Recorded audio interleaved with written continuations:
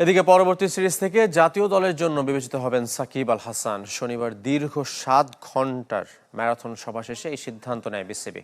Home and away সিরিজে খেলার সুযোগ থাকছে সাকিবের, তবে যা নির্ভর করবে তার ফিটনেসের উপর।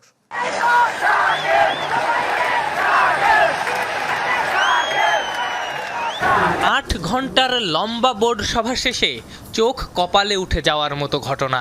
বিশ্বকাপ থেকে অফিসিয়ালি ছিটকে যাওয়ার দিনে হুট করে উদয় হলেন সাকিব আল হাসান।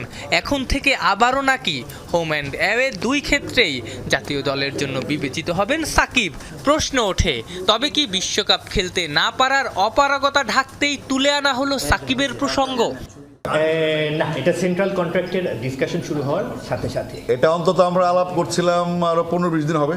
সাথে বিগত কয়েকটা দিন কন্টিনিউ যোগাযোগে ছিলাম এবং সাকিবের ইচ্ছা ছিল সে বাংলাদেশ থেকে একটা পূর্ণাঙ্গ সিরিজ খেলে সে রিটায়ার করবে। এটা তার একটা ইচ্ছা এবং আমরা সবাই সাকিবের অবদান সম্বন্ধে জানি। বাংলাদেশের ব্র্যান্ড, আমাদের ক্রিকেটের ব্র্যান্ড 100 ইয়ার্স আমরা সাকিব পাবো না এবং সেটার প্রতি শ্রদ্ধা রেখেই বাংলাদেশ ক্রিকেট বোর্ডে আজকে উত্থাপিত হয়েছে সাকিবের ইস্যুটা।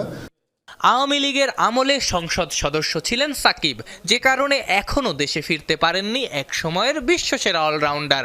বাস্তবিক অর্থে আদৌ তার পক্ষে দেশে এসে খেলা সম্ভব?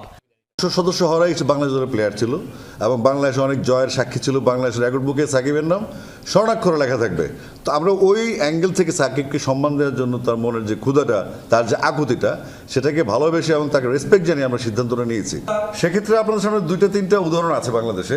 একজন মাশরাফি বিন মুর্তজা, সে বাংলাদেশে অবস্থান করছে এবং 3 আগস্টের পর আমাদের আরেকজন ক্রিকেটার, সেও বাংলাদেশে অবস্থান করছে। তো আমার মনে হয় ওই দুজন থাকতে পারে, তাহলে সাকিব আল থাকতে পারে। বর্তমান বোর্ডের অধীনে এটাই হতো প্রথম বিশ্বকাপ। সেই বিশ্বকাপে অংশ নিতে না পারলেও এটাকে ব্যর্থতা হিসেবে মানতে নারাজ সাবেক ক্রিকেটার ও বিসিবি পরিচালক আব্দুর রাজ্জাক। কারণ সবকিছুই ঘটেছে সিকিউরিটির কারণে। সেক্ষেত্রে আপনাদের সামনে 2-3টা উদাহরণ আছে বাংলাদেশে। একজন মাশরাফি বিন মুর্তজা, সে বাংলাদেশে অবস্থান করছে এবং 3 আগস্টের পর আমাদের আরেকজন ক্রিকেটার, সেও বাংলাদেশে অবস্থান করছে। তো আমার মনে হয় ওই দুজন থাকতে পারে, তাহলে সাকিব আল থাকতে পারে। অনূর্ধ্ব 23 একাডেমি গঠন করা হচ্ছে। ডিরেক্টর হিসেবে থাকছেন রাজ্জাক। এবারের সেন্ট্রাল কন্ট্রাক্টে 27 জন ক্রিকেটার রাখা হচ্ছে। আর বিসিবি পরিচালক পদ থেকে ইস্তফা দিয়েছেন ইশতিয়াক সাদেক। বিতর্ক যখন তুঙ্গে, তখন আবারও ত্রাতা হিসেবে আবির্ভূত হলেন সাকিব আল হাসান। বিসিবিকে খাতের কিনারা থেকে তুলতেই হয়তো আবারও দেশসেরা তারকার দ্বারস্থ হল বিসিবি। অপেক্ষার প্রহর শেষ। জাতীয় দলের জার্সিতে আবারও বিবেচিত হবেন এই অলরাউন্ডার। বোর্ড সর্বসম্মতিক্রমে সিদ্ধান্ত গ্রহণ করেছে যে যদি বেসড অন সাকিব আল হাসানের অ্যাভেলেবিলিটি, ফিটনেস এবং এক্সেসিবিলিটি প্লাস হচ্ছে যেখানে খেলা হবে ভেন্যুতে, ওখানে যদি প্রেজেন্ট থাকার মতো ক্যাপাসিটি থাকে, অবশ্যই বোর্ড বা সিলেকশন